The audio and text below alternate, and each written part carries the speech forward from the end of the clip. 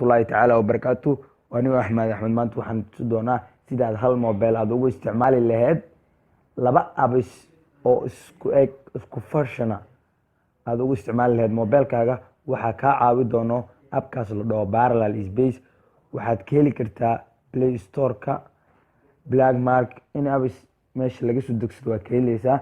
laakiin ma dhib dhan ha galin, description-ka anaa kuu soo dhigaa. description-ka ka dhooli gareyso appkaas isticmaal. appkaas markuu kuu soo dego waxaad taabanaysaa calaamadda sirta plus-ka, waxaad soo gashanaysaa apps aad rabtid inaad laba jibaarto ama aad double ka dhigto. hadda waxaa soo geli doonaa Facebook. waad u jeedaan wuu soo galay Facebook hadda waad isticmaali kartaa oo banaankana wuu ku yaalaa. meeshaan Parallel Space-kana wuu kugu jiraa.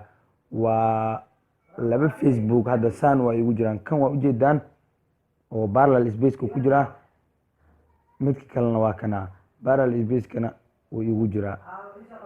waana isticmaali kartaa waxaad jeceshahay. walaalkaa la jeclaaw, like, subscribe, share. Assalaamu calaykum.